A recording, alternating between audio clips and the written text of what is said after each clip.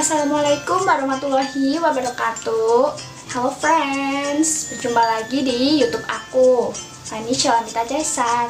Oke, pada kesempatan kali ini Fani mau ngejelasin tentang suatu mata kuliah, yaitu psikologi pendidikan, yang sedang membahas tentang teori belajar humanistik. Jadi pada kesempatan kali ini aku mau jelasin apa sih teori humanistik itu dan bagaimana penerapannya dan karakteristiknya. Dan kita sebagai mahasiswa pendidikan bahasa Inggris, khususnya yang nantinya setelah lulus kita akan menjadi sebagai calon pendidik, kita harus mengerti bagaimana teori tersebut bisa diterapkan untuk diri kita sendiri dan juga para peserta didik. Jadi buat kalian jangan lupa lihat video ini sampai akhir ya. Dan apabila video ini bermanfaat, silahkan di-share dan jangan lupa untuk like, komen, dan subscribe. Oke, tanpa basa-basi lagi, sekarang kita akan masuk ke materinya. Jadi, yang pertama aku mau membahas tentang teori belajar humanistik. Apa sih teori belajar humanistik itu? Oke friends, jadi pengertian dari suatu teori pembelajaran humanistik adalah suatu teori yang mengedepankan bagaimana cara memanusiakan manusia tersebut. Jadi diharapkan untuk setiap individu ataupun manusia dapat mengaktualisasikan dirinya sendiri di dalam lingkungannya. So, bagaimana dia caranya untuk mengaktualisasikan diri di dalam lingkungannya? Jadi, dia akan memiliki suatu kebebasan dari dalam diri sendiri maupun dari pihak eksternal ataupun dari luar. Proses teori belajar humanistik ini menitik beratkan kepada setiap kebebasan yang dimiliki individu. Selain itu, teori humanistik juga memiliki dua aspek. Yang pertama adalah aspek kognitif, dan yang kedua adalah aspek afektif. Pengertian dari satu aspek kognitif tersebut adalah suatu pengetahuan yang dimiliki oleh setiap individu ataupun manusia, sehingga manusia itu mampu bagaimana cara dia untuk berpikir, belajar, dan juga mengingat tentang suatu materi ataupun pembelajaran yang dia terima di saat di bangku sekolah, ataupun kuliah, ataupun di dalam dunia pekerjaan. Aspek afektif adalah suatu aspek yang dimiliki oleh diri individu sendiri untuk mengembangkan dirinya sendiri, entah itu menggali bakat ataupun kemampuan, sehingga dia mampu melibatkan dirinya sendiri menjadi suatu individu yang berhasil dan juga dapat diterima oleh suatu lingkungannya tersebut. Selain dua aspek tersebut, ada juga hal lain yang penting untuk perkembangan suatu teori belajar humanistik, yaitu adalah suatu motivasi. Motivasi ini berasal dari dalam diri kita sendiri sebagai pihak internal dan juga dapat dari pihak eksternal. Teruntuk seperti kita sebagai calon guru ataupun fasilitator, kita adalah termasuk dari pihak eksternal. Lanjut kepada pembahasan yang kedua, kita akan membahas tentang karakteristik belajar dari teori humanistik.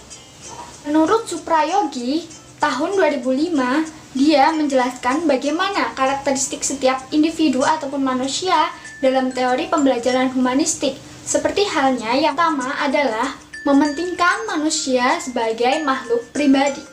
Yang kedua, mementingkan sebagai kebulatan pribadi. Tiga, manusia mementingkan peranan kognitif dan afektif. Keempat, mengutamakan terjadinya aktualisasi dari self-concept. 5. Individu mampu mementingkan kemampuan untuk menentukan tingkah laku yang dimilikinya. Jadi dia berhak untuk bagaimana menentukan tingkah lakunya, entah itu baik ataupun buruk. Dan yang keenam adalah mengutamakan insight ataupun pemahaman dari setiap individu tersebut. Masuk kepada pembahasan yang ketiga, yaitu adalah prinsip dari teori belajar humanistik. Yang pertama, manusia memiliki kemauan dan kemampuan alami untuk belajar dan mengajar. Dua, belajar akan terasa signifikan apabila mereka mempelajari suatu pelajaran yang sesuai dengan kebutuhan dan keinginan hidup mereka sendiri.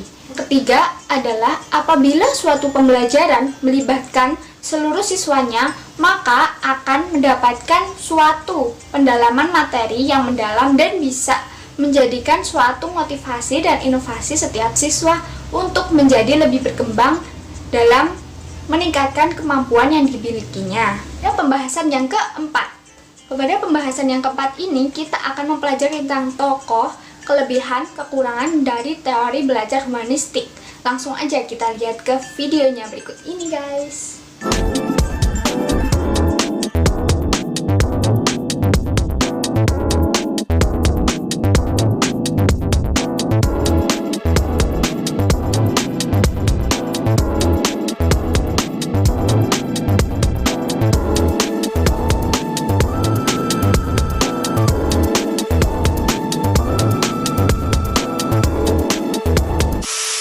Dan pada materi yang terakhir, kali ini kita akan membahas tentang bagaimana implementasi suatu teori belajar humanistik terhadap sistem pembelajaran.